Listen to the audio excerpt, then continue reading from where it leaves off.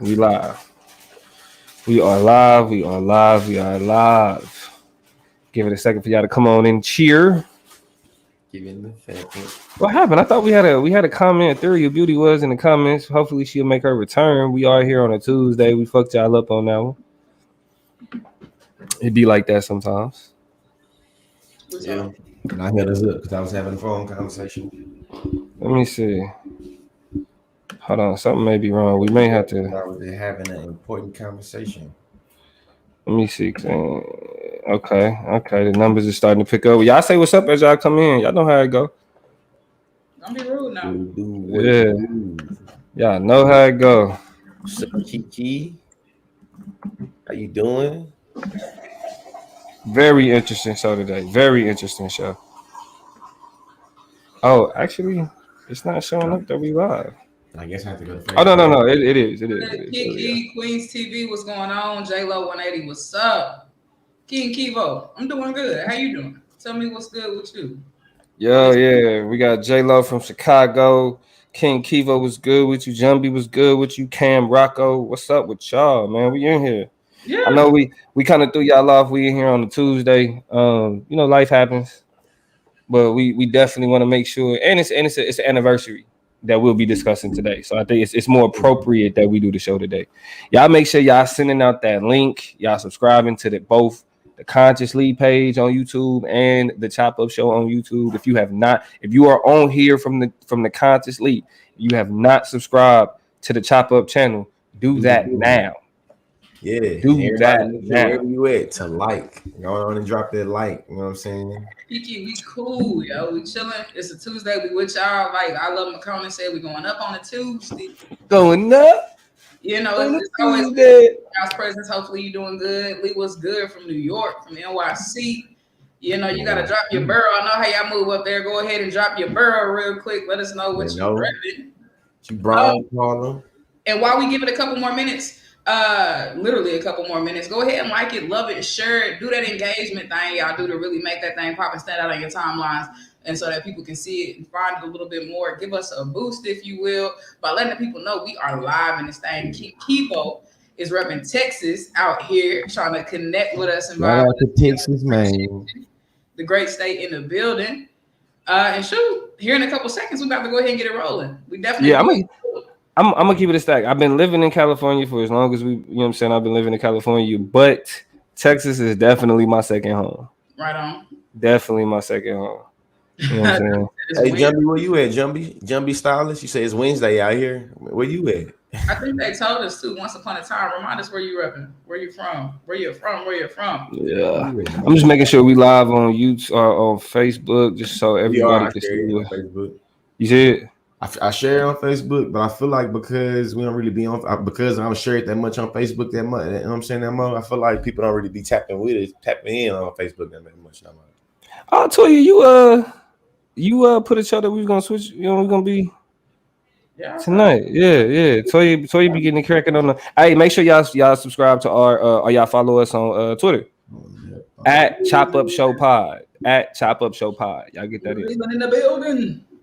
Damn, New Zealand. It's Wednesday out there. Yeah, straight up. Over there for real. Absolutely. Straight up. In hemisphere.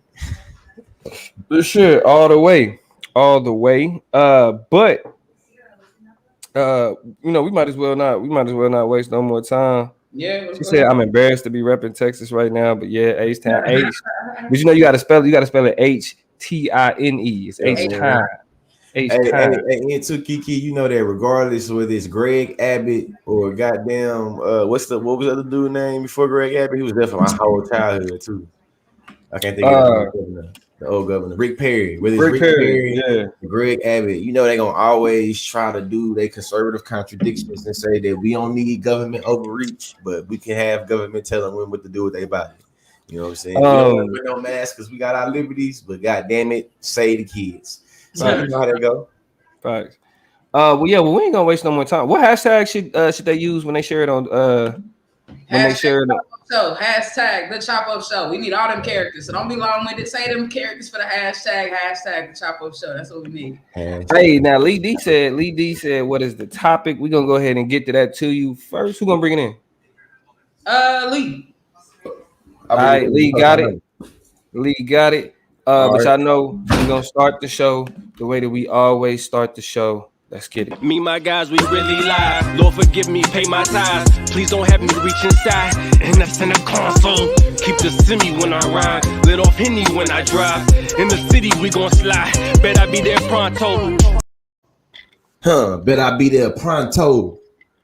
Pronto. Like pronto. Hey, George Lee, aka Conscious Lee. Don't forget the Lee. Shout out to everybody in Chop Nation tuning in with us, man. We're gonna keep it real, rap, raw, also entertaining as well. And who I'm with. Hey, it's your girl Toya G. Happy to be with y'all on this Tuesday. Definitely in here vibing. Not really vibing. Got a lot of grading and business happening. You know, we under crunch time over here in apartment A3. So I'm just trying to handle this business. But I'm taking a break to hang out with y'all tonight. So I'm definitely happy that y'all took a break to hang out with us. I appreciate it. Yeah. Hey man, y'all know what's good. It's the political plug. Damo, we in here on a Tuesday. We're not celebrating. I guess we commemorating the 1 year death of George Floyd. Mm-hmm. Another one of our martyrs. I mean, what else can we like? I don't think we say martyr. You feel me? Yeah, not quite martyr. Like, you feel me? I feel like that tragedy. But I mean, the reason why I say martyr though is about like his death was bigger than just him dying. It meant like him dying. Yeah, just say that. It meant something. You're not about the police. I know. But like martyr mean like a martyr means that like you die. He died for the bigger cause of. It's like he didn't die. He was martyred. He was martyred. You know what I'm saying? Like regardless of. I think we should have a tea debate if you want to have a topic to debate about what martyr. Oh yeah, we can do it. We can do it. I don't know. Hey, I think we set it up. Martyred is the criticism. That is the major criticism, that the narrative around his death and what it represents, and that sacrifice is what that notion or interpretation of voluntary sacrifice or sacrifice for the cause is the problem, right? And so we're gonna get to it. I'm gonna talk. That's actually my topic. So quick, stay out your business. Niggas just trying to look. Niggas just trying to police language. You know don't you ever call me the police? Number one, and number two. We'll talk about it. Like, so y'all know whenever we get to this George Floyd year conversation where we talk about, you know what I'm saying, what his death meant, what his life meant, you know what I'm saying, it's gonna be a hell of a conversation to say the least, man. But just to get in with the little snapshot, man, we know right now it's graduation season. You feel me? Shout out to all the newly graduates. Shout out to everybody that's about to be graduating, especially people that's about to be graduating high school. Mm-hmm. So Toya, political plug, comment section. When you graduate high school, what is like some real ass advice? You know what I'm saying? How we would put it? Like, what is some real nigga advice you wish you would have gotten when you graduated high school? And I'm not talking about some like you can be whatever you want to be type cliche stuff. I'm talking about like what is like some real ass graduation advice you wish you would have gotten? Man, shout out to Jamar, man. You know, that's our resident Chop Nation grad, and to the rest of y'all that's graduating, we appreciate y'all and congratulations. The realest advice I'm gonna give two, right, for college students and for the high school students. First, for the high school students, the first piece of advice: don't be afraid to learn a trade. Do not be afraid to learn a trade. Everything, like the answers to life and life success is not on the college campus for everybody. And I feel like a large part of the problem with college is that we're taught that, you know, you got to go to college. If you want to be something, you got to go to college. But there's so many entrepreneurs out here that are making money off of their skill, off of what they can do. Right. The pandemic showed us that too. A lot of people was reaching in their bag, just really popping up with skills for sure. Right. You know what I'm saying? And so ultimately, you know, if college is something that you're trying to figure out and you don't, you know what I mean, you ain't really like it's something that you leaning towards primarily because that's something people telling you, don't be afraid to look at trade schools. Don't be afraid to look at apprenticeships. Because when we talk about making money, like actually learning a trade, like having a skill, can make you money quicker than a college degree. Like, hey, you know what I'm saying? There's somebody that say education is elevation all the time. That was the biggest facts ever. How they say in Chicago on phone them. Oh, phone them. You feel me? And so for my high school students, do not think that college is the end all be all, the key to success and all that other shit. You can be your own boss by knowing what to do with these. And I ain't mean fighting. I mean like building. But you can get these straight. Yeah, right. You know what I'm saying? You can do something with them if you want to. You know, for college students, I'll say this: enjoy your life. You know what I'm saying? Like, you got your you. It's a lot of shit you about to have to figure out, and it ain't really no one or two things that a nigga can tell you that's go because life about to hit you, like for real. You know what I'm saying? Especially coming out of the pandemic with job market. You know what I'm saying? A lot of issues. You know what I mean? It's just a lot of shit that's going on. So graduating during the pandemic is like it's like from college during the pandemic is like damn. But ultimately, like that was you accomplished something big, and you should be happy and glad that you did that. And whatever else you about to move on to, first appreciate yourself. Mm-hmm. Learn to do that above everything else, because shit about to get a lot harder than they told you. You know what I'm saying? When you was on campus, that's what it's about to be a lot harder. You know what I'm saying? He was talking about in the comments. They said, "I wish I would have known that the way they treat you in high school is not how they're going to treat you in college, especially with work. It's a difference." Exactly, and so take that time to appreciate. You know what I mean? Yourself, prepare yourself, because when you hit that real world college grad, don't nobody give a fuck. Mm-hmm. I'm gonna be for real, like. People, yeah, I mean, depending on what your degree is in, you know what I'm saying? Like, you got your engineers, you got your doctors. I mean, you got your people that's going back to school that ain't got no choice but to go back to school to make money. All of that shit is what it is. But look at what you did as an accomplishment, you know what I'm saying? And then just prepare to start your life. Mm-hmm. You feel me? So, yeah, that'll be the best advice. That'll be the advice that I give. You definitely got a couple of amens in the comments. Alicia said, "My God-given gift of gab has gotten me in every door in order for me to show my skills. My degree just added some razzle dazzle to it. And if I don't know, that's the truth. That ain't nothing else." And then Nico said, "Carpenters make bank. My 26-year-old cousin makes $45 an hour, no college degree, just hard work." And also Nikki has trades. Has a trade, I think, is in carpentry and works with her hands. You know what I'm saying? So definitely the bag is out there. I've been to the crib. It's nice. You know what I'm saying? And so guarantee you that bills is getting paid, things is getting handled if you decide to get a trade. For me, Damo gave you 2, the plug gave you 2, so I'm going to give you 2. My first piece of advice is figure out how to prioritize. Right? Figure out how to prioritize early, because I think that becomes the biggest issue. Your friends are not as important as your future.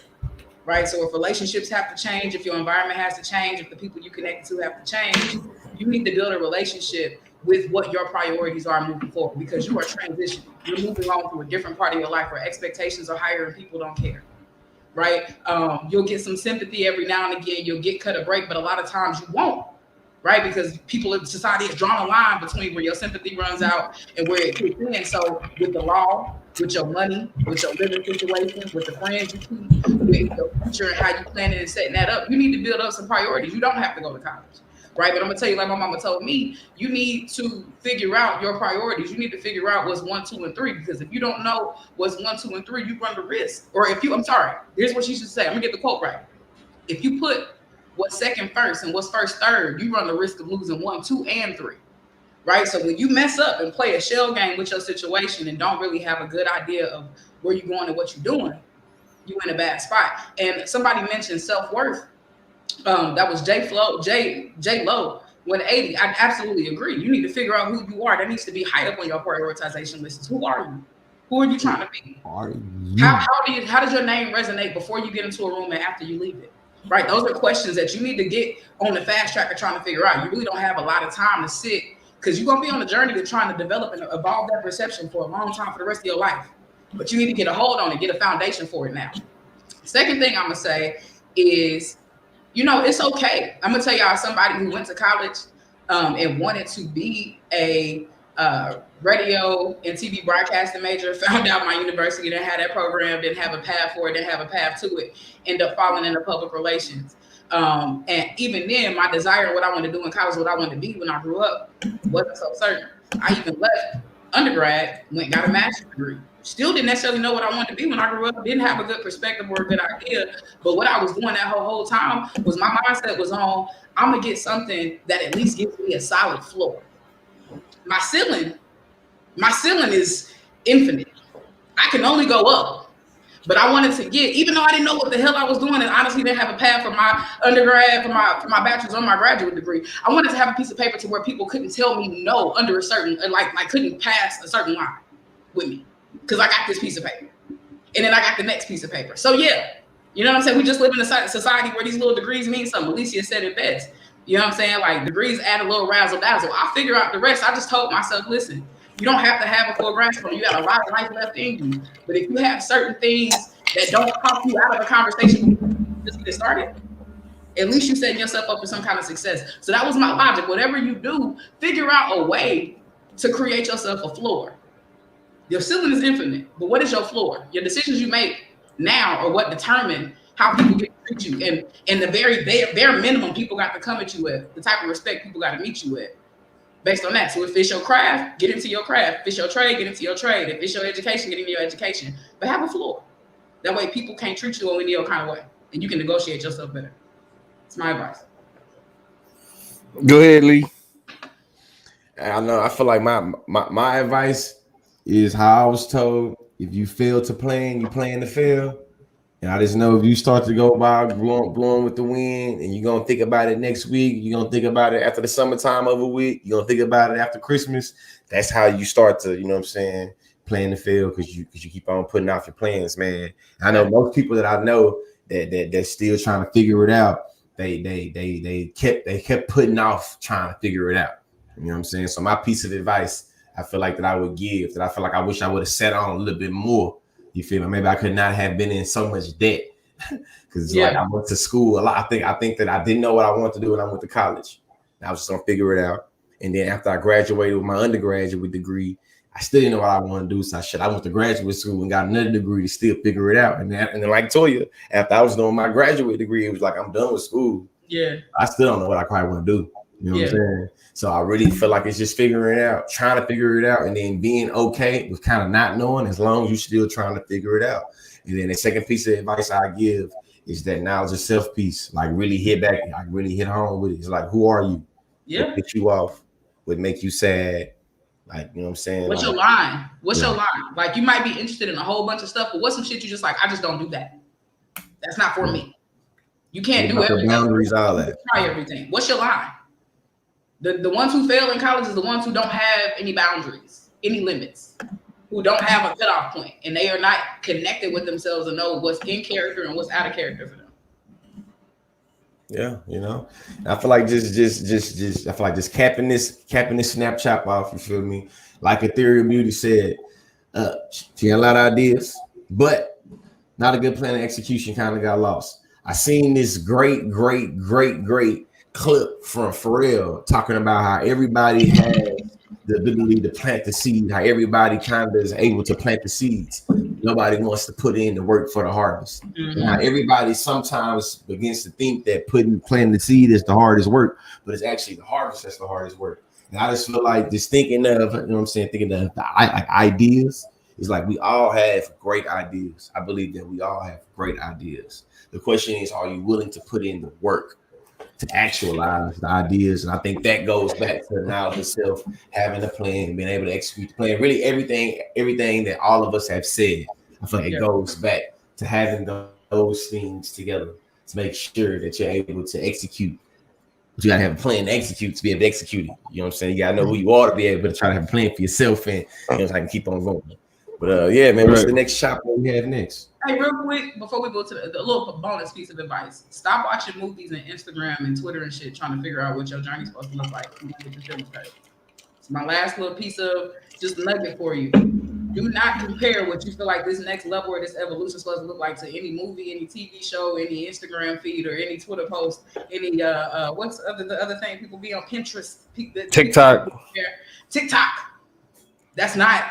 It's a piece. It's a snippet. Even if it's coming from somebody personal, it is a small. Even if it's coming from George, like he ain't nobody. Like, You know what I'm saying? But for real, honestly, get your own experience with it. Don't try to expect nothing like that. You're gonna be disappointed. yeah, And now, that's Yeah, that. Who next? I'll go ahead and jump in. We mentioned at the top of the show, as we move over into the social chop, that it is 1 year into, or 1 year has passed, rather, since the tragic murder of George Floyd in Minneapolis, Minnesota. He was nailed on. His neck was nailed on by Derek Chauvin, former police officer, up there for 9 minutes and 28 seconds, where he succumbed to that pressure, was not able to breathe, and eventually passed away. A lot has been moving and shaking since then. I don't know if y'all remember, but just take a moment and think back to what you were doing and where you were around this time last year. I say fast forward maybe 2 days from now is when we start to see the protests. We start seeing the activism. We really started seeing the people in the streets showing off and showing out for what was clearly an injustice caught on tape once again. And so a year into it, I don't know about y'all, but a lot of my news feeds and timelines have been, centered around this conversation of progress. Have we progressed? What progress have we seen? What is progress in the context of George Floyd? And really, how do we gauge, how do we understand this last year that we've lived through? Because the story, as it usually is, has been very developed, very unique. So my first question to consciously to the political plug, to the comments, is how would you define, like in just a word or two, a word or a phrase, how would you define this last year? From the moment we got the news and seen the footage of George Floyd up to now, in a word or a phrase, how would you define this last year? Of course, why? Explain your answer. I would say one word: racial. I think that last year, I always already see the world through a very racialized lens. And I think that much of the world this past year seemed like has borrowed some of the like literally, you know what I'm saying, borrowed them almost. And I feel like everything, you know what I'm saying, was racialized for good and for bad in terms of the past year. And people being more racially conscious, people want to talk about more about diversity and inclusion. People want to be, you know what I'm saying, more talking about being an ally. Brands wanting to capitalize more on performative activism in terms of racism. Internationally, people thinking more about anti-blackness, the word anti-blackness being integrated into more mainstream conversations. The word white supremacy being integrated into more conversations. We're now in the midst of a lot of legislation being passed from the southeast to the, you know what I'm saying, to the Midwest, of outlawing of critical race theory in the classroom from K through 12 to higher education. You know what I'm saying? We've seen for the first time the 2020 election was able to have a lot of rhetoric about race that we had never seen before in terms of taking center stage. So I would say it just was racial. I dig that, right? The racial notions of race consciousness are now deal breakers for things like employment. You know what I mean? And that is a hell of a world to live in. And your job ain't got nothing, ain't got to have nothing to do with diversity and inclusion, ain't got nothing to do with HR, and you still need to have that level of dysfunctional, demonstrable literacy in order to be successful. So I dig it. Racial is what Lee said. Plug, what you got? I'm gonna go with liberal. So I'm gonna go with liberal. The reason why is because I think they wanted, like, the United States, like the Biden administration, progressives, liberals, Democrats, they wanted this to be like, they wanted George Floyd to be like a watershed moment. My thing is, if Tamir Rice wasn't a watershed moment, I don't see what the fuck, like how, like George, I mean, not comparing them, but it's like I'm seeing it for what it is. It's like it's an instance where in a election year, right, where we're dealing with this transition from, we're trying to move away from Donald Trump, and the one thing that most people are in a consensus on is how, well, we don't want that type of whiteness to be the face of America. Like that's what became understood. And so I think liberals use this as an opportunity to, this is when we got the Kente clause, right? The Kente clause. Yep. Absolutely. Yeah. So this is liberals' opportunity to address certain things that Donald Trump was the worst case example of. Mhm. Right now that he's like we talking about floors and ceilings. Now that Donald Trump is the floor, I mean, we dealing with skyscrapers now. You know what I'm saying? Donald Trump being the floor is like Donald Trump being the first floor of the Empire State Building.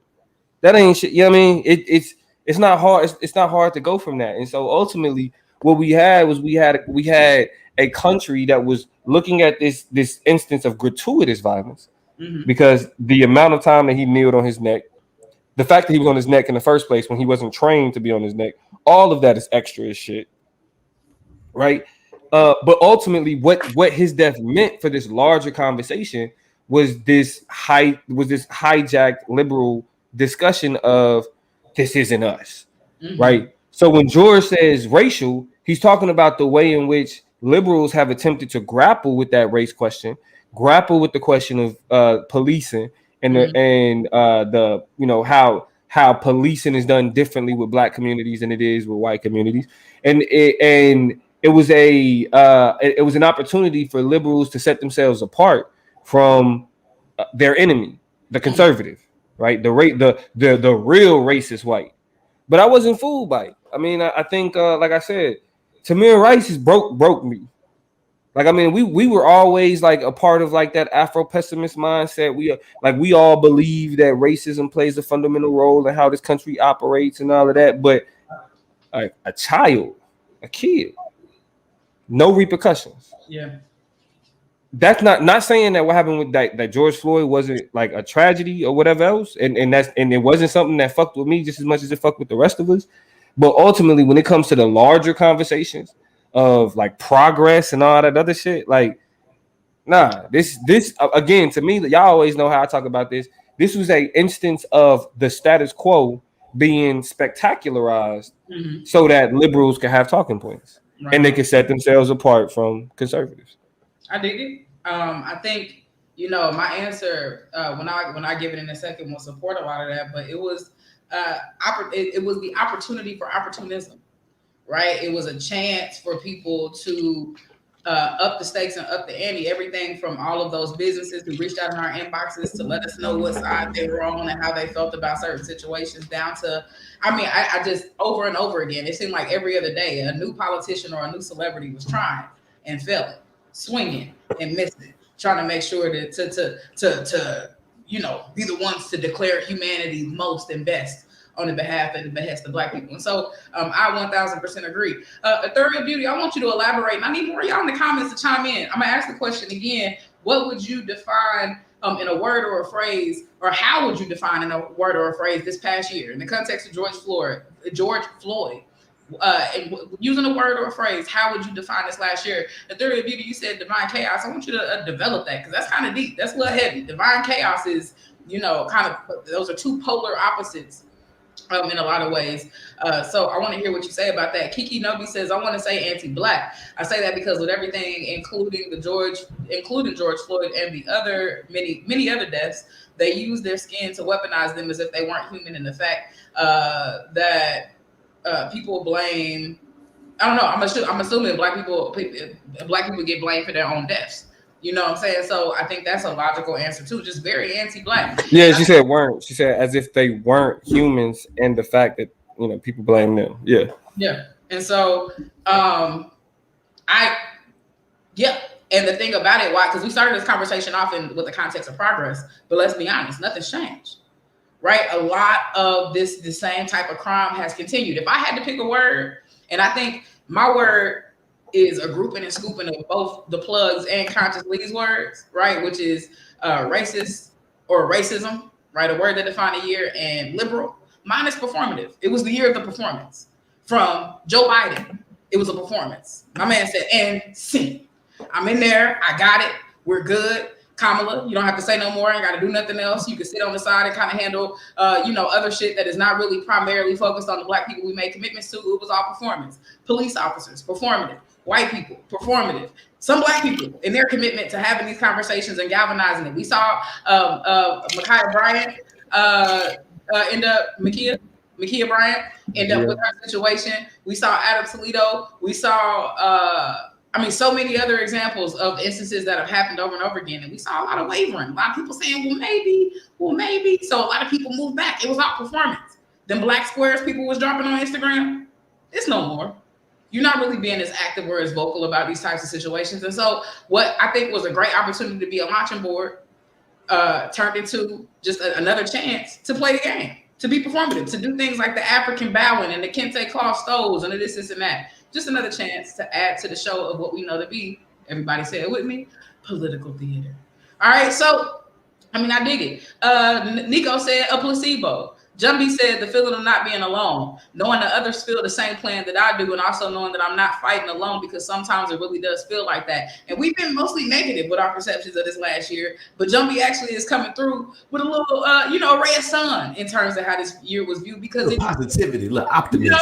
It brought out the best of people, and it brought out, people who really either learned and developed the racial literacy, the social literacy to get into the fight, get into the conversation, or it got people excited and motivated to get a part of that fight and get in the mix. So I definitely agree with Jumbie. You really found out and figured out who was your battle buddies through this last year. Third Beauty said, I said divine chaos because personally, from a more expanded mindset, these situations are a part of a larger goal of restoring love and wellness to the planet. Only order can come from chaos. So it's a bigger picture, right? No little baby.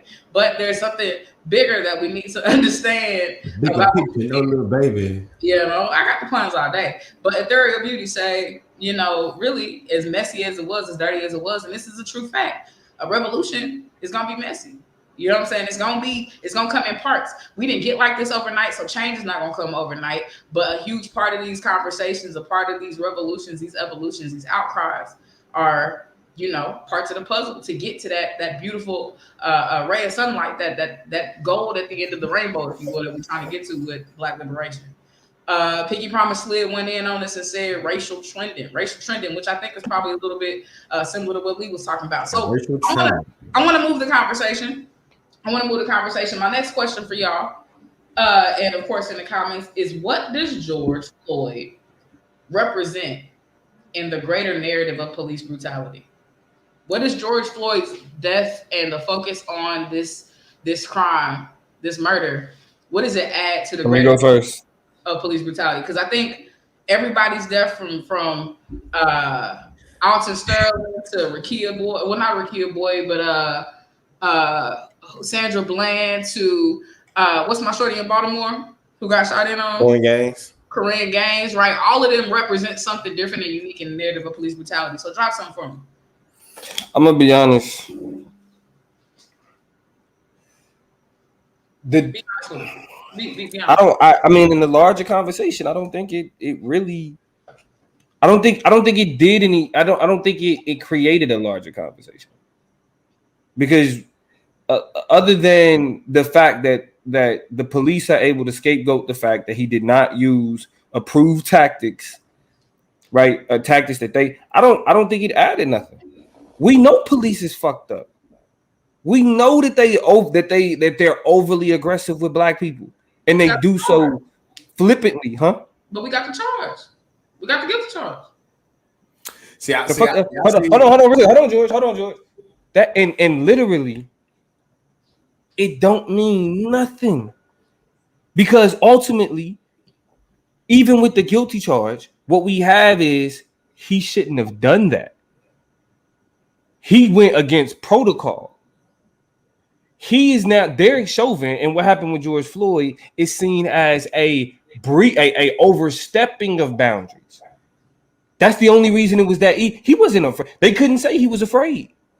The real question when we're talking about black people getting shot with the police is how black skin it ain't even seen as criminal. It's seen as predatory. They in fear that their lives is like that this black person is in my vicinity. I'm gonna lose my life. That's what we dealing with. Him being on his neck, that's just flat out. There's no way for him being on his neck create a larger conversation, because it's easy for them to scapegoat him. What about the sister that asked, not the sister, but the white woman that pulled the pistol instead of the, you know what I'm saying? Yeah. Instead of the taser. What about I was scared, so I fired 16 shots? Mm-hmm. That's what we need to have a conversation about. Why is your training why are you not trained well enough that a individual, their skin tone is enough to create the fear of God in you to where you can only respond with lethal force? That's the conversation. Yeah. Why is it that grand juries are constantly accepting the excuse that person scared me? That's why I took their life from a police officer. That's the conversation. Yeah. Yeah. His knee being on his neck, nigga, that's wrong. Period. You shouldn't have done that. You feel me? So for me, it's like I don't think it. I think it actually gives them a scapegoat. It gives them a way to pat themselves on the back when what he did isn't the larger conversation. It's literally the fact that black skin is sparking the fear of God in these people. We ain't dealing with that.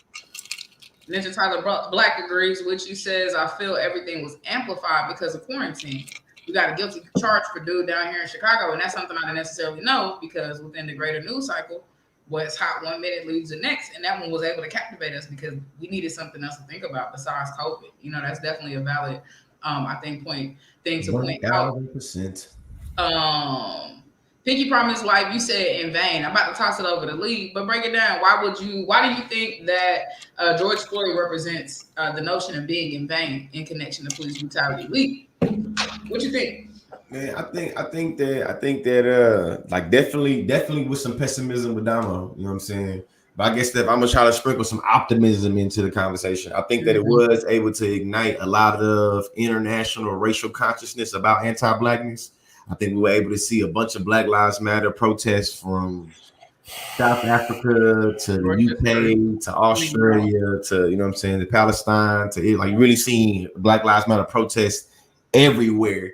You know what I'm saying? And I think that from a metaphysical standpoint, I think that the people, you know what I'm saying, not necessarily like the systems, but I think that the people I feel like was able to come to consciousness a lot in terms of recognizing that niggas. I feel like for a lot of people I know I'm around, and I see on social media, the George Floyd death was the first time they was able to actually understand what we've been saying for years. Mm-hmm. You know what I'm saying? It's like I'm not patting them on the back for that, but I'm recognizing in terms of I feel like they came to get out of it, and then I think something else they came out of it. You know what I'm saying?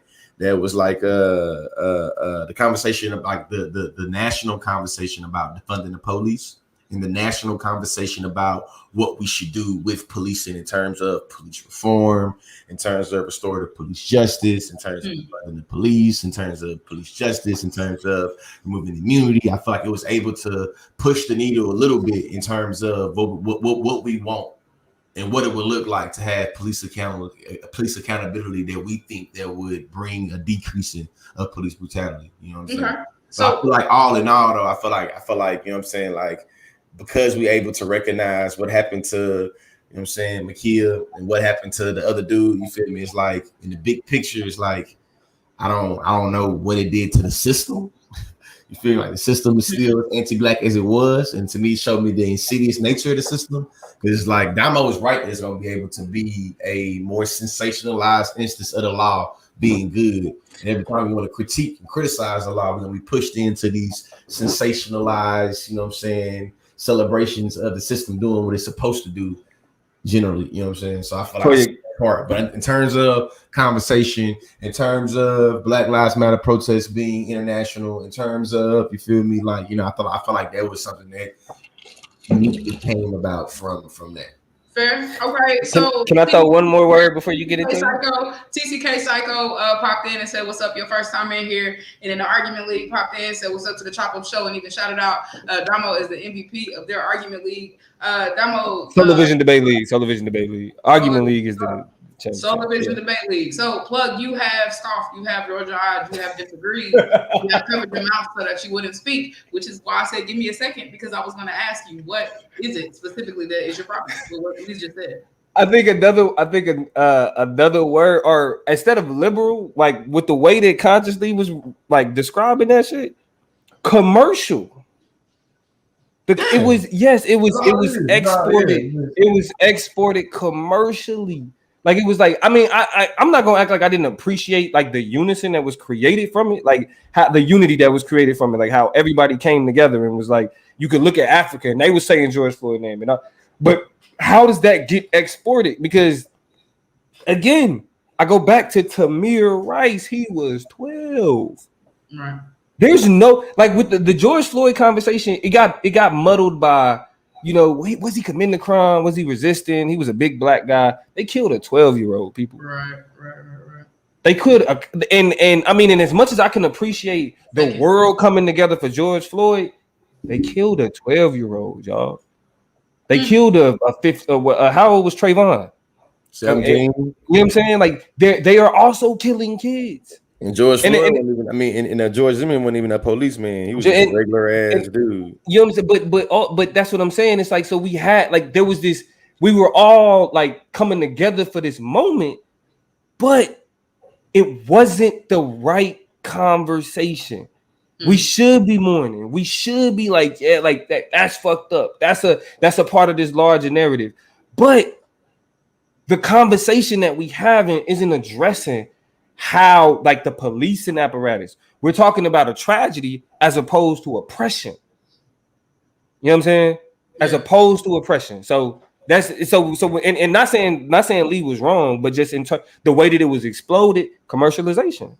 Okay. Cable news ran with it. Cable news loved, and I hate to say loved George Floyd like that, but they did. Nature of the system, though, because I feel like, you know how we talk in debate that the system is always going to be able to incorporate and integrate resistance and critiques to make itself better.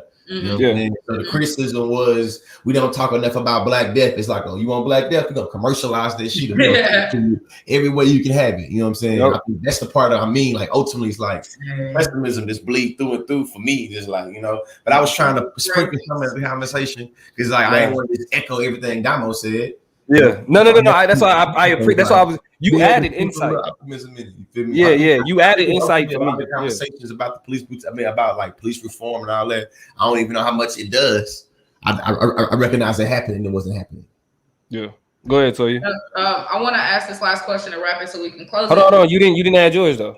I know. I've heard from y'all. We got some stuff in the comments. I want to keep the conversation pushing forward by asking this last question, because something I actually want to hook on to something you said. I don't want to miss it, where you're talking about us missing the conversation. We're not having the right conversation. We're not having the right discussions.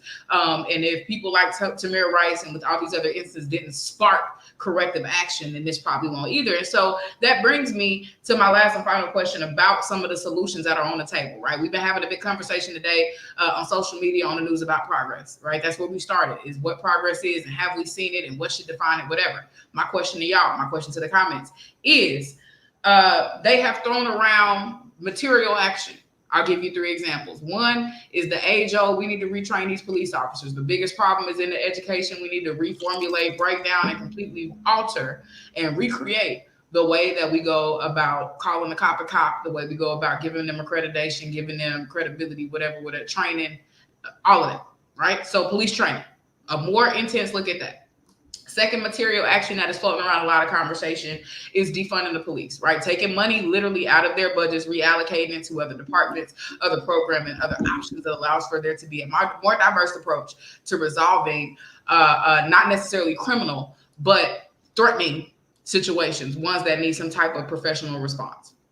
The third option that has been tossed around and thrown around is the complete elimination or some type of partial maintenance to or elimination of qualified immunity. We know qualified immunity is the components of the laws that allow for police officers to walk away scot-free most of the time because they are protected class under the law in a bunch of different ways. So my question to y'all is, which is the most meaningful, the most strategic, the most impactful thing that we can look at, that we should be pointing to as a sign and a symbol of progress? Is it police training?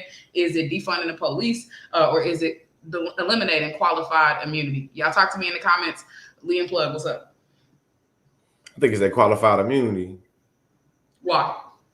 Because to me, it seems like it's the most practical in terms of being able to I feel like actually get some legislation for. And to me, it seemed like the most immediate impact. In my mind, psychologically recognizing that all officers are trained to shoot to kill. You know what I'm saying? But because like your boy Cam said, ain't no point in shooting the leg because it's a chance you won't hit, you'll miss. You gotta shoot center mass.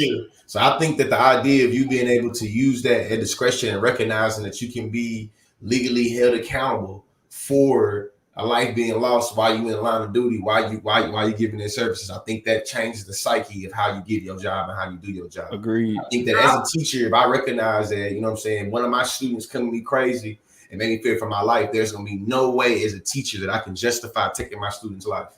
And I think that recognizing that there's a power structure between me being a teacher and my students being, you know what I'm saying, it's like, you know what I'm saying, being the students. I feel like in every other industry, even when you think about like nurses, or even in some instances doctors, you know what I'm saying, it's like when a person like is lost, like there's an investigation that happens and they can be held accountable for malpractice for their death. So I don't get why there's this one industry that has to have the immunity, you know what I'm saying? And I get the arguments, I've heard the arguments on why that's needed. I think bad arguments. I agree. I mean, just to back though from what Lee is saying, I mean, ultimately, that's what protects them. Like that's what gives them the ability to be afraid. And it's like, no, that's okay. We don't need scared cops. Yeah. Like let's be for real. Somebody said that earlier. Pinky promised life said if you scared to do your job, find a new job. Find a new job. Like I mean, because ultimately the whole reason for police is to protect life and property. Yeah. Life and property. Like that's your goal. But if you can take one and not, like for example, if police fuck up your house, you know what I'm saying? Like they like ultimately, unless they, catch you doing drugs, but if, you know what I'm saying, if they fuck up your car, they fuck up your vehicle, if they fuck up your home, they're held responsible for that. The city is held responsible for that. Somebody coming out of pocket to pay for whatever the fuck that just, you know what I'm saying, took place. If the city can be held responsible, like for example, when they sue the city after people get killed by police. Yeah. If the city can be held responsible, why the fuck not the cops? Like you got to understand, you're incentivizing, like actually being careless because you're okay. You know what I mean? It's like driving a license, like driving a car without insurance. You're right.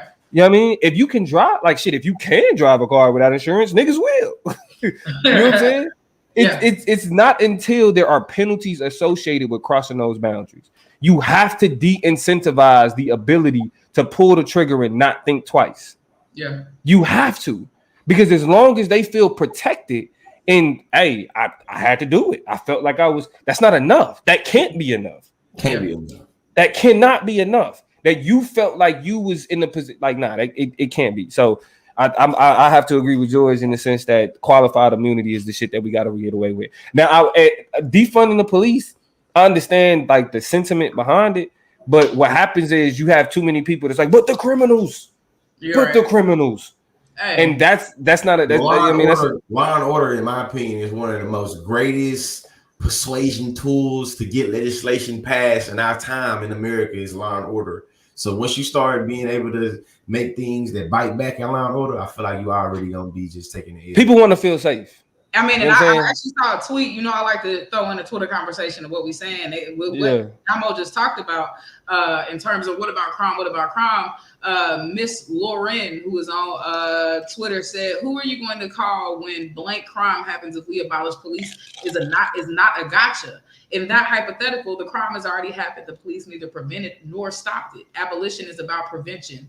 That's important. I'm gonna say it again. Abolition is about crime prevention. It's about changing the conditions that led to the crime in the first place, right? So if you hollering about crime, you still not asking a big enough question about why the crime existed in the first place. And you're starting to sound like the black on black crime people. First of all, it doesn't exist. And second of all, you're not answering the questions about why black people end up creating or perpetuating crimes in their own communities against each other in the first place.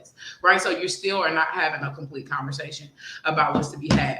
The comments seem to agree with y'all. Terrell says focusing on singular tragic performance. No, actually, not that Terrell comment. I'm gonna jumped down. He said qualified immunity is probably the best way to defang the partnership between prosecutors, city hall, and the police. So this kind of three-pronged relationship that they have gets broken up a little bit. You kind of break the teeth up in the fork, if you will, if you start to take jabs of qualified immunity. He continues by saying at the same time, those external metrics only do so much. The conditions for removing police is a dominant institution and holistic communal approaches to things that ordinarily prompt a 911 call. So a little bit of both, but it sounds like Terrell says we got to start. We'll start with qualified immunity. Aaliyah Don 3, the Ascendant, been in the comments and said, yes, the immunity is the biggest issue, but it is controlled through the union. Yes, that has money in the legislation that is controlling what is legal and who investigates what. So we can cry and scream all we want to, but lobbying, right? Unions, their representation in various political conversations is really what's at the crux of that conversation. And I love the fact that we're having conversations. We got some difference though. Kiki said, educate the police because if they are better educated about situations with all people, including the mentally incapable and people who act a certain way, attitude-wise, things will probably change. I think, you know, in the intermediate, that does need to be a component of it. I'm gonna always say, as Lee says, education is elevation, but I'm not gonna be fooled, right? That changes the paradigm of how these people move. Because I know a whole lot of things. I know a whole lot of things about a whole lot of stuff, and I'm gonna tell you right now, if I'm being honest, I don't necessarily act based on things that I know, right? So that's stereotypes is the brain's way to shortcuts. Like now, when you got to think in a split second. Facts. Yeah. Aaliyah Don 3 literally took the words out of my mouth, which is why I got to read this other comment that they posted. There needs to be a check and balance system. It may need to be restructured, maybe destroyed to be rebuilt, but it's long time necessary. And that's what I'm getting to. I'm voting for qualified immunity too, because Lee talked about the fact these people is trained to shoot and kill. Plug talked about the fact that although they're qualified to shoot and kill, that, you know, a qualified immunity is what allows them to move on throughout the system and kind of be able to drive and survive without it. So you need a way for your right to kill to be upheld or to be kind of reined in by your very clear expectation of penalty should you kill somebody, right? There needs to be a larger moment of hesitation where you kind of juxtapose effectively both the obligation or the ability to shoot to kill, right? That training and the fact that you about to have to pay for that shit later. I think there needs to be bigger concern. And taking, you know, qualified immunity off the table means you can't hide behind the fraternity of the police. You can't hide behind your and your clique and your gang. America is the police, and it don't matter. They can be there for moral support the same way our families have to be when y'all kill us. They can be there in the hope for the best, but they can't have de facto within the system protections that allow for you to slide and do what you want to do. So let me see. Espatel says security comes in so many different forms and are recreated in increasingly seemingly mundane places. I think defund plays into the ethical rebranding of policing and prisoning, right? Which is what Damo was getting at with this whole commercialistic approach, this liberal approach. We get it out there. So Espatel, you got some. I definitely like the substance to that right there. Yeah, yeah, that was a good one. That was a good comment. Yeah, and then Badisco was in the comments saying, and that was them. No, do you remember Sanford and Son when the police was always there? That was them who know their community, and a lot of cops have serious PTSD from their job in the military, and so they need to be put on. I was born in the 80s, nigga. I seen a few episodes of Sanford and Son. You feel me? All I know is when we watched TV shows in the 90s, nigga, they was constantly checking the cops, like that episode of Fresh Prince. When Uncle Phil had to get in his ass. Yeah. So. Well, I'll close it out by saying this, because this has been a long conversation, but a much needed one as we come up on this 1 year and close out what was a hell of an event and start to really, the next couple of days, I'm telling y'all, timelines is about to pop up with all the stuff y'all shared and posted last year around this time when it was crazy. So as y'all replay the last year and look at it in review, and you think about how you would define this last year and the year to come, how you understand progress and look at it, rest in peace, George Floyd. You shouldn't have died. You should still be alive today. And we're going to keep fighting, not only for your memory, but everybody who makes up the patchwork of police brutality. Before we close out, I did look up I did kind of, you know what I'm saying, do some topicality research on that martyrdom, you know what I'm saying, aspect. I was using it more colloquially. You feel me?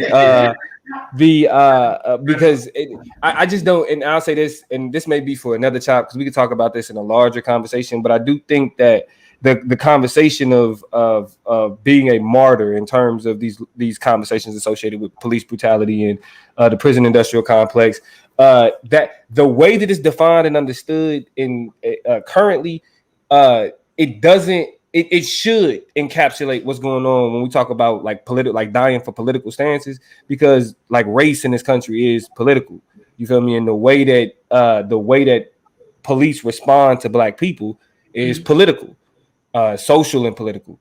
And so while the textbook definition may lead more towards Toya and George in terms of not necessarily George Floyd being martyred, it wasn't voluntary. He didn't stand up. You know what I'm saying? He was just killed.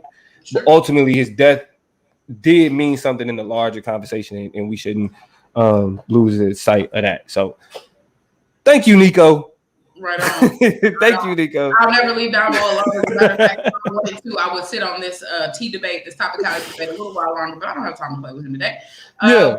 We're not talking about colloquial definitions, and even then, I just whatever. But rest in peace to George Floyd and Webster Merriam Dictionary for helping him out this evening. We appreciate it. Cambridge. It was Cambridge. Cambridge. Plug. But yeah, let's go ahead and get into this because that was That was a social chop, right? This is more of the culture chop. I'm taking the culture chop today. We got to talk about the boy Kwame Brown. We'd be doing ourselves a disservice if we didn't, because there are actually some very important things that he's introducing into the conversation that should not be ignored. All right. It's so for those who don't know, Kwame Brown was the number 1 draft pick in 2001, drafted by the Wizards by none other than Michael Jordan. Now, anybody that pays attention that follows like sports, for example, specifically basketball, you see certain lists where they list all of the greatest busts throughout history. Kwame Brown is usually number 1 and number 2 when talking about basketball. Mm-hmm. Now before we get to Kwame Brown, like where we are, how we got to like all the shit that he's saying now, we need to figure out why he's pissed in the first place. All right, because niggas have been shitting on Kwame Brown for years. Stephen A. Smith actually gained a lot of his notoriety with his famous "he's a bona fide scrub" rant, right? And so with all of the shit that he's been taking throughout the years, he finally got fed up with it. Now it got started because of an instance of the All the Smoke podcast. Now that is a podcast featuring Matt Barnes and Steven Jackson, 2 niggas who really have some fucked up reputations in the NBA. So you know, the whole All the Smoke was about like these are the tough guys at the NBA, for example. Now they had Gilbert Arenas on the show, and Gilbert Arenas was a teammate of Kwame Brown in the early 2000s. Now, when they was talking about stories from that Wizards team, there was a joke made about when Kwame was traded, and it was Matt Barnes and Steven. They was like, it was only one player in that trade. Kind of shitting on Kwame Brown like people typically do.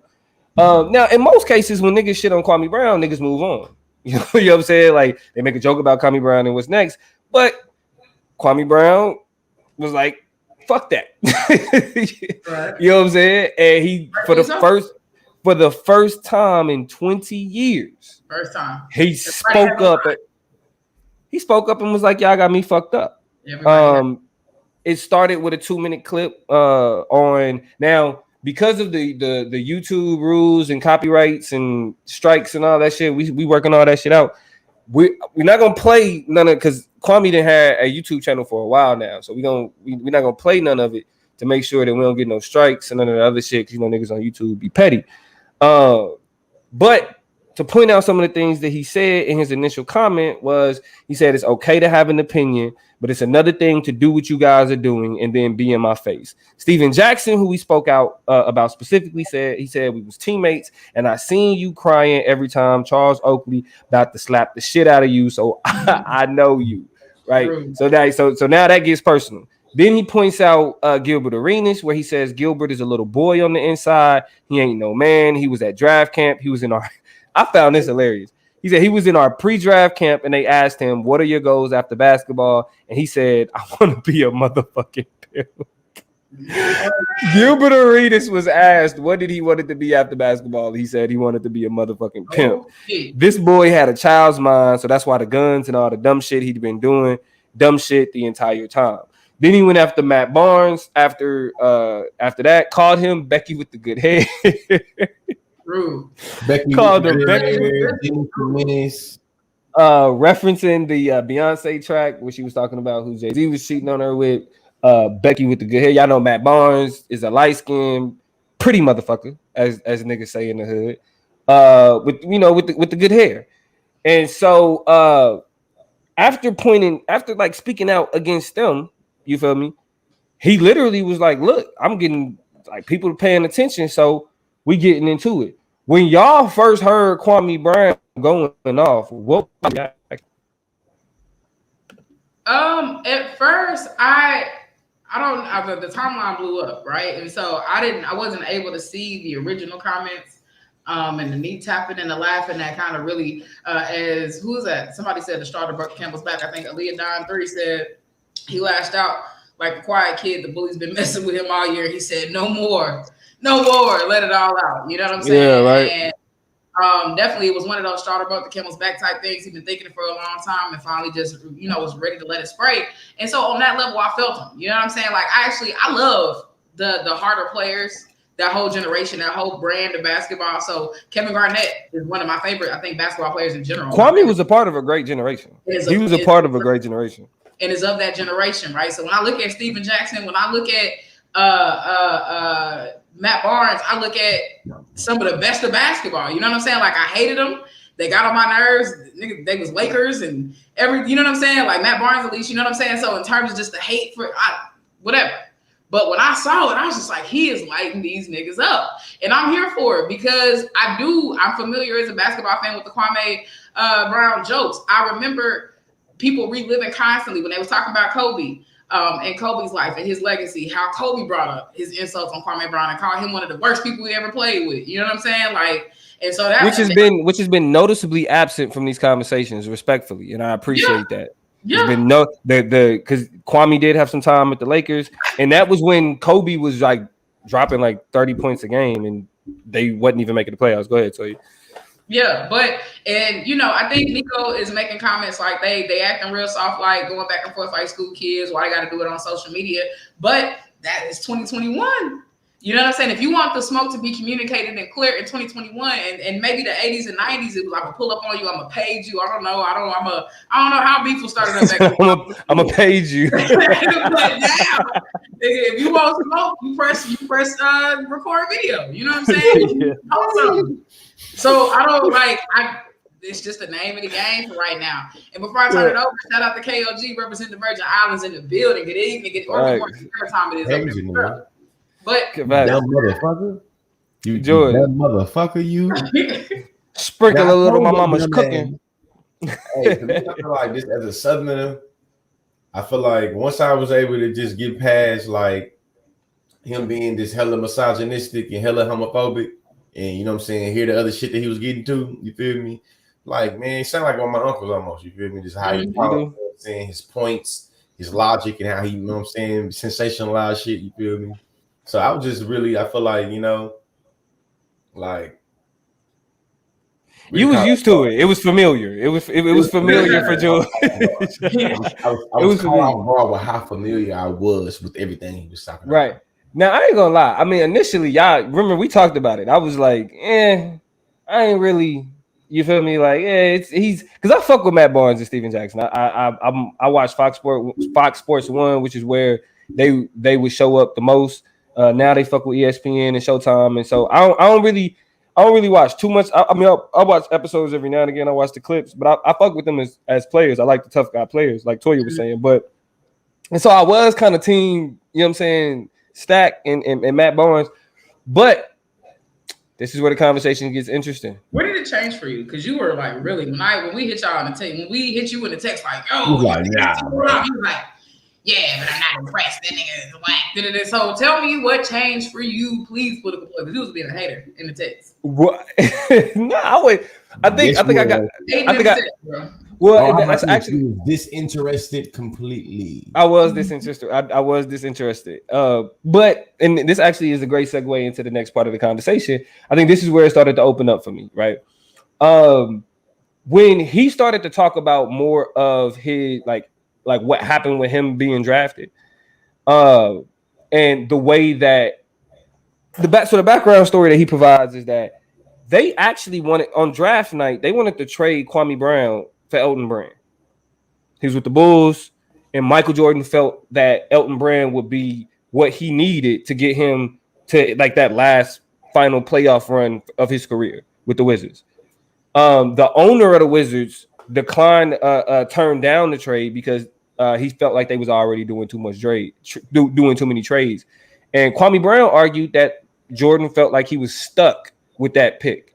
And so in order to justify being stuck with Kwame Brown, instead of getting Kwame and trading him for Elton Brand the way that he wanted to, he felt that Jordan employed the media, specifically Mike Wilbon and Stephen A. Smith, to demean his play, to make him sound like somebody who can't hoop at all. And to me, that added another level because, you always heard the stories of, Jordan treated him like shit. Jordan did him like this. Jordan did him like that. But then when you add this other layer, like, oh, it was some politics behind this. It wasn't Jordan didn't wanted some other shit to happen, and because it didn't, he took it out on him. That for me had me question the role of people like Stephen A. Smith.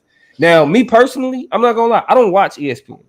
After they fired Jamel Hill and the light skinned dude that she used to I forgot what his name. that she used to fuck with. After they fired them, and then Stephen A. Smith went on to get off the weed, doing all that stupid shit. I was like, nah, I'm cool with the politics at ESPN, right? And so I'm already somebody that's questionable of somebody like Stephen A. Smith. But when they started talking about how when he did that get off the weed rant, or not get off the weed rant, but the Kwame Brown is a bona fide scrub rant, Stephen A. was not an employee at ESPN. He was a contributor at ESPN. Kwame Brown argued that Stephen A. Smith built his name off tearing down Kwame Brown. And Mike Wilbon, who was a close friend of Michael Jordan, also contributed to that conversation. Now, while that changed my perception on what was going on with Kwame, I want to ask y'all this. Do y'all feel that these media companies are utilizing these black voices, these black journalists, black players, to demean, devalue, and degrade black athletes today? Or is that just some conspiracy theory shit?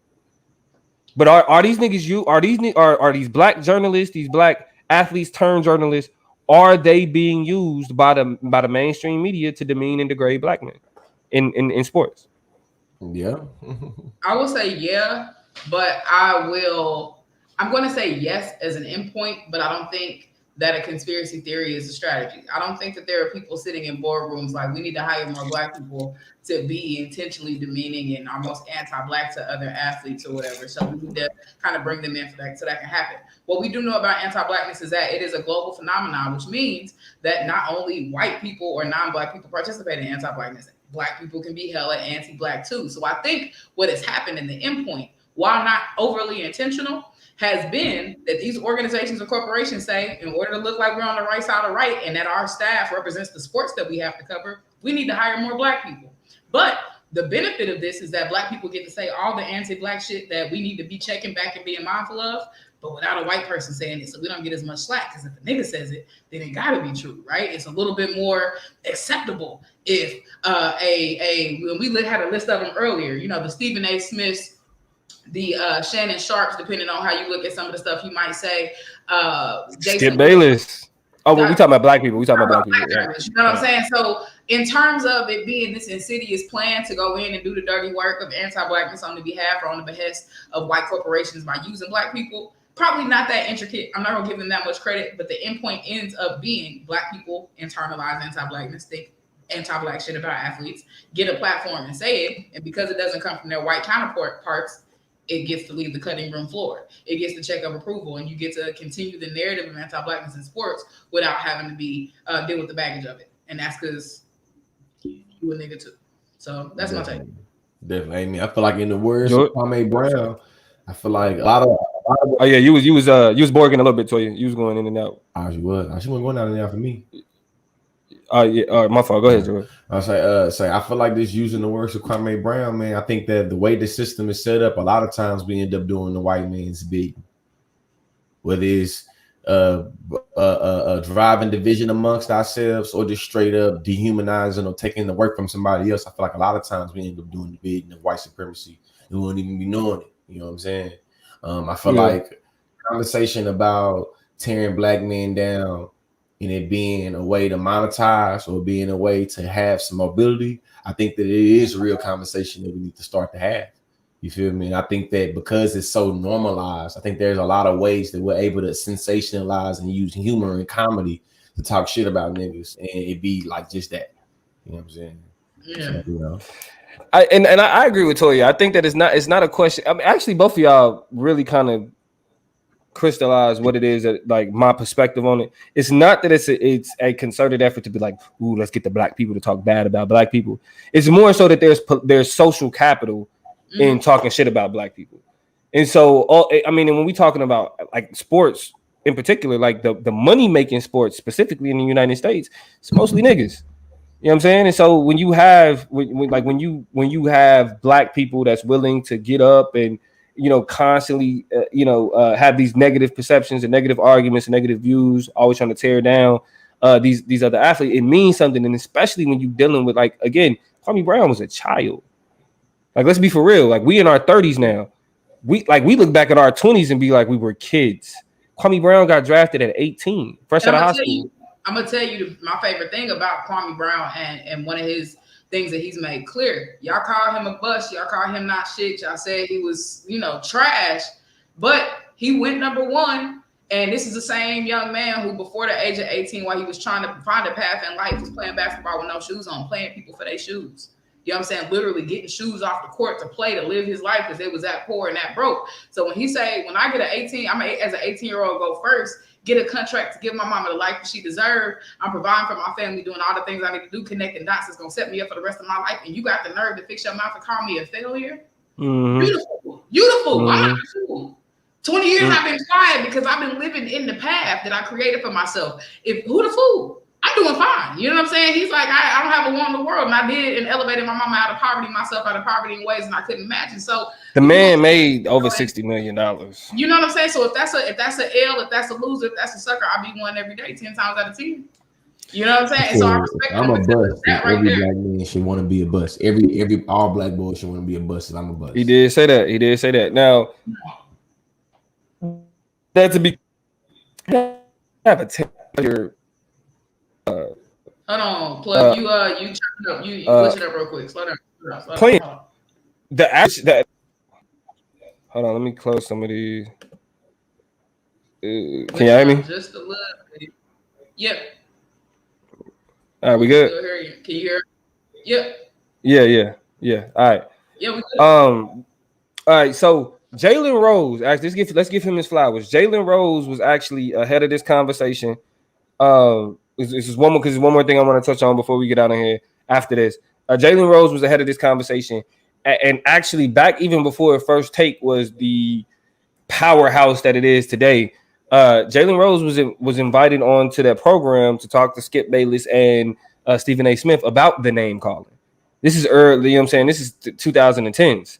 And he pointed out specifically that, like, yeah, we can criticize their game, we can talk about the numbers and all of this shit, but ultimately, like, when we take it to the level of creating names, calling them scrubs and all of this other shit, then that's when we taking it a level, like taking it outside of just reporting on what we seeing. And this is where it just gets demeaning.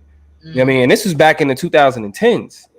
You know what I mean? When this conversation was taking place. And so shout out to Jalen Rose for being somebody that's actually pushing toward, that's been kind of challenging the narratives that's been created amongst journalists and media and sports and how they choose to talk about athletes. Now, we ain't gonna talk about the white ones because, like, Skip Bayless wild. He just say wild shit and all of that. But let's be clear, like, not everybody in the media is focused on just pushing these same narratives. Shout out to Jalen Rose. The last thing I want to talk about is actually, my fault.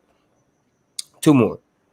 the second to last thing I want to talk about is the Charlemagne the God conversation that was created out of Kwame Brown. Now, Charlemagne initially came out and called out, it spoke about Kwame Brown's family. I think his father is in jail for murder or something like that. Talked about where he came from. Kind of did what the media does when they want to demonize a black man, and that's bring up his environment, his background, paint and interpolate that onto him, and then try to create a narrative around who he is with that information. After that, Kwame Brown responded by being like, bro, you got caught up with having sex with a minor, bro. Mm-hmm. A minor. Now, I wasn't all the way up on game on this, but I think it was like the charge was like contributing to the delinquency of a minor, you know what I'm saying, because of like that had to do with sex or something, you know what I'm saying? And so Charlemagne the God sent Kwame Brown a cease and desist letter. Sure. For him to stop talking about what Charlemagne the God has been accused of, like in court, right? After Kwame responded by clarifying and specifically stating the charges that that Charlemagne the God was accused of, Charlemagne gave himself the donkey of the day. Charlemagne gave himself the donkey of the day for doing what the media does to black men, right? And recognizing that, you may be fucking with the wrong one. Now, with that information coming out, what is y'all like? I mean, if y'all knew about this already or what? Because there's now a conversation about cancel Charlemagne, cancel the Breakfast Club. What's y'all thoughts on the information that came out about that Kwame? Because remember, Bill Cosby got brought down because of a Hannibal Buress joke. Him just getting up on stage like, y'all know Bill Cosby was a rapist, right? That led to whole like Bill Cosby being convicted. So with Kwame Brown bringing up what he's bringing up about Charlemagne the God, do y'all think this is something that people should be like, hey, you fuck, you know what I'm saying? Like we can't, like you cancel, bro. We can't. What y'all think? George, what's your take? I think that I'm just I'm still wrapping my head around. I didn't know that about Charlemagne at all. I didn't know that about Charlemagne at all. Yeah. So I'm still processing like what to do with the information and kind of how I orient myself around what he got going on. And I feel like it's just weird to. It was a 15-year-old, by the way. I want to put this out here. Cease and desist letter, and then apologize. Cause that's the part that rubbed me like not only apologize, but make yourself the butt of the joke. You were the donkey of the day. Yeah. I mean, my take on it is turnabout is fair play. Right? That's the country. Tell you. Don't listen. Don't fucking tell you. That one, turnabout is fair play. You heard that phrase? Nah, that's too many words for that country ass. That's too many words. Right. It's just a few words, but the phrase that I grew up understanding is turnabout is fair play. You get what you give. So, you know what I mean? Honestly, you know what I'm saying? Yeah. And so I think that this is one of those situations where you have a shock journalist, and we know what Charlemagne is and how he played, and that he played dirty and below the belt, and is notorious for saying some of the most demeaning and problematic things to the women that he has on this show, to individuals who are stuck in very sticky, kind of messy situations that he wants to pry at and pull, the sensational headline out of. So he probes in violent ways. And damn, turnabout is fair play. I love a good Charlemagne gotcha. It's almost as sweet as when Baby got his ass together in that studio with the rest of them, and when Monique got his ass together and was not playing games with him. She had Leonard. Leonard.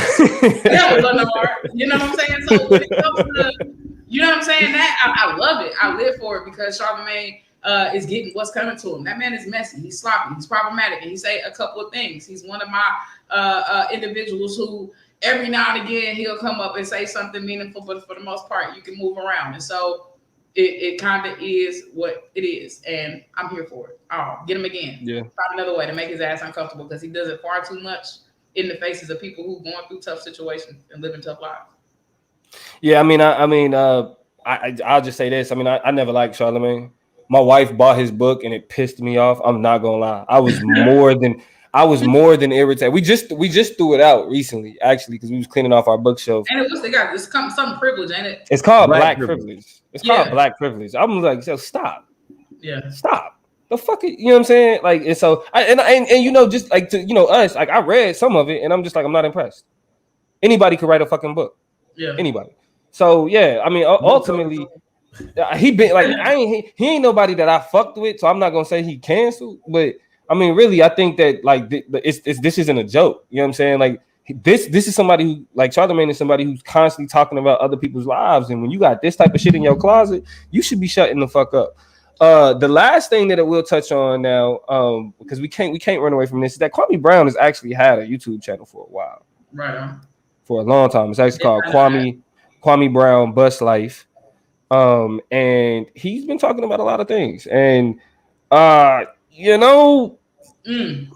even like we can say that he's been speaking on some real shit as of recent, and when it comes to the media and the people that he don't fuck with, but he has said some very questionable things on his YouTube channel before he developed this new fame, viral popularity. For example, he questioned Black Lives Matter and whether or not they made the situation worse by making Black people apprehensive towards the police. Right. He supported President Donald Trump, even though he never met Donald Trump. He's somebody, he openly talked about how he was somebody that he could agree with, right? So we see that we have these conservative veins that are popping up while he's flexing these muscles on blackness and everything else. But given that the more conservative background associated with a lot of the conversations he was having before he got the popularity that he has now, how should we take in the criticism of now, knowing that once he really start going, he gonna bring up some of the old bullshit, right? So how do we respond to that? Because we're like, yo, he's talking that real shit. Kwame Brown talking that real shit. But then when he starts saying like Black people put, you know what I'm saying, you the problem, you know what I mean, like that type of shit. How do we respond? We're gonna just respond when it happened. I feel like we're gonna respond when it happened, and I think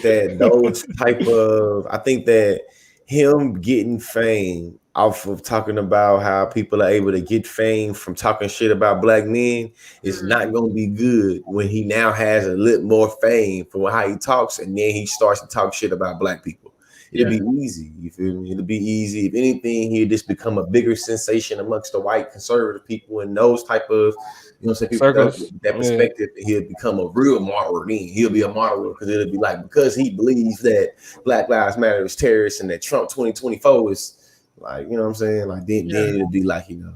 I feel like right now, you know what I'm saying, until just let him rock out. Back out there, you know, let him rock. Here's my take. Lee, don't say nothing. Plug, don't say nothing. I need the comments right now. I need the comments to chime in. I got a pop quiz for you, which is my answer to how I feel about this discovery about his conservatism. What do I say about broken clocks? What is said about broken clocks? I want everybody in the comments to flood the comments with what we say on the show about broken clocks, because he read their asses for filth and to perfection. There was not a piece of kitchen, there was not an edge, there was no follicles left because wigs were snatched. Gilbert, Stephen A, Stacks, Matt Barnes, everybody got the smoke. They wanted Mike Wilbon. And Mike Wilbon, and he let them know that you can have Michael Jordan, anybody who wants it can get it. And so that's actually the only person that he wasn't critical of. Okay, fair. Yeah. Anybody can get it. Right. And so when it comes to kind of like what Lee said, you gotta let them get that. Let them get that off real quick. Let's say they getting it. Yeah. Tyler, y'all know that broken clock is gonna be right twice a day. Now, in terms of him being a conservative on YouTube, not new news. As Lee said, we know a whole bunch of Black, older, middle-aged, older conservative men who set in their ways, who got weird-ass perspectives about the world around them and they products of their environment. I am not, and you should not, and we should not look to Kwame Brown for political or social insights. It's just that we have to have better discrimination over the people we are valuing and the perspectives we value anyway. That wasn't his job. That wasn't his role. That was not something we was ever looking at. He's talking about basketball in the media. You know what I'm saying? Like, I'm cool with him just kind of representing that. Aaliyah Don says he may be phenomenal twice a day, but he could still be a broken ass person with twisted perspectives. And so that's that on that. You know what I'm saying? I agree wholeheartedly that he has said some valuable, some noteworthy, some hilarious ass things. But I'm not looking to Brother Brown for my political or social ideologies or perspectives to be shared. That's just not what I'm looking for. I don't like Terrell put my whole name, my government out there like that. But he did say it's important to remember that we're talking about a basketball player. Now it's Dominique, but that's okay because I do call myself Damo. He said Dominique said anyone can write a book, present company excluded. Anyone can have a YouTube channel and say anything. That's true too. That is true too. And that's why the funny thing about YouTube is that you can find, like, with all of the wild shit that be said on YouTube, you can find some gems. You can find some gems coming from some wild fucking people. But I can appreciate the moment that Kwame Brown is creating after 20 years of being treated like shit. I can appreciate this moment. Like, I agree with George. We'll cross the bridge of the bullshit that he be on when we come to it. But for right now, let's enjoy the, you know what I'm saying, the knowledge being spit. Enjoy this clock being right, goddamn. And Christopher said it best, you know what I'm saying? Like, there is a level of expertise. So if you're looking for pointers and tips for what you can get and pull from Kwame Brown, you know what you can. The expertise is clapping back. That man is on. Right. Like, for example, if somebody's trying to talk about your career and they did some stupid shit in their real life, i.e. Matt Barnes, talk about their real life. That man said, for real, I don't know if Matt Barnes was the low-hanging fruit in this conversation. He was the low-hanging fruit in this conversation, but I promise you, I feel like Kwame Brown said on Matt Barnes the longest and the hardest. I heard Derek more recently than I have in the last 2-3 years. Bro, when that nigga said you too light to be around the black people, but you too dark to be around the white people, so you act like a thug. Oh, that ate me. Because I never understood how, like, Matt Barnes was light skinned, pretty hair, all that shit, and he was like the tough guy. No disrespect, I fuck with Matt Barnes, like I really do, but I just thought that was funny. Man. Thought that was funny. Yeah, that's the colorist or nothing. You feel me at all? You know what I'm saying? I just think the part of him saying your dumb ass got to be so dramatic that your dumb ass hopped the fence to a house you pay for. He said, dramatic ass probably had to your pretty white skin ass want to go across the fence with your dumb ass. Then he asked the nigga, he say, is you ought to go send you some gas money to them kids. Ask them, you know what I'm saying? Like, is he the stepdaddy or the mentor? What? Nah, bro. When he was going in with Skip Bayless calling him vampire. He said that your woman obviously had no respect for you. Because if she would have had respect for you, she would have cheated with a nigga out of town. She cheated with your teammate. She chose him. She chose him. He ended his video like that. I was just like, yeah. Now, I mean, his stack 5, you fake thug, you need to pull your pants up. Hey. I'm like, bro, he talking to a grown man. How you sunning grown men, bro? Look, and with no hezzy. I think that's the thing that gets me the most and why he's the champion truly is because I'm talking about just no off the dome, just flowing, just quotable lines, put it on a t-shirt, my nigga, hashtags, the whole nine. Yeah, just no hesitation. You know what I'm saying? No hesitation. So sprinkling some of my mama cooking. You know what I'm saying? And he didn't add it to the lexicon. He didn't add it to the you know what I'm saying, to the verbiage. You know what I mean? To the vocabulary. Now we talking about sprinkling my mama's cooking. You know what I mean? You talking to my mama's son like that, nigga? Who you think? You know what I mean? Like, it's some whole new shit. But yeah, go ahead, close this out to you. We 2 minutes to an hour and a half in with y'all. We appreciate y'all rocking with us tonight. Definitely sticking and staying with us, whether you jumped in the middle or been with us from beginning to end. We love y'all. We thank you so much. Tuesday nights, always a good night. Usually on Mondays though. So meet us next week. Next Monday coming up, we'll be live at we say 7 or so. 9, and that's PST, 9 or so CST. But in the meantime, YouTube us to recap these moments, share the videos, like it, love it, all of those things. Spotify, Apple Podcasts, Google us, you know where we at. Instagram at the Chop Up Show, Twitter at Chop Up Show Pod. So come find us, come see us. We appreciate y'all rocking with us tonight. Definitely. Let me say this: if y'all missed any part of this, the chops will be broken up individually and placed on the YouTube channel. So y'all make sure y'all check that out. If y'all missed last week, each of those chops are broken up as well. And we're gonna go ahead and add the interview with the big chop that we had with Anthony Highland. That's I Speak 1906 on TikTok. We're gonna add that on there as well. Aaliyah Don, I just had a conversation with Tisha yesterday actually, and we talked about we doing some rebranding, so it won't be the Over 30 podcast anymore. It'll be the Soul Stars podcast. We will be talking about, and we actually be adding another host, so we're gonna be starting up in a couple weeks. So if y'all into astrology, y'all into any of the metaphysical, you know what I'm saying, y'all want to hear about the stars, you know, all other type of shit, I'm still learning too, but we getting into that. That's the Soul Stars podcast. Y'all be on the lookout for that, formerly known as the Over 30 podcast. So y'all stay tuned. Any other last notes before we close out? Down to talk about the stars and the planets and shit. That's wild. I ain't gonna lie to you. Yeah, man. Hey, but it's been real. We love y'all. Yeah, again, make sure y'all subscribe to the Political Plug on TikTok, Facebook, Instagram at Toya G, Facebook, TikTok. No, yeah, TikTok, Instagram, and y'all know that nigga. And if you don't know the Consciously, you know what I'm saying, aka Beyonce at the Chop Up Show.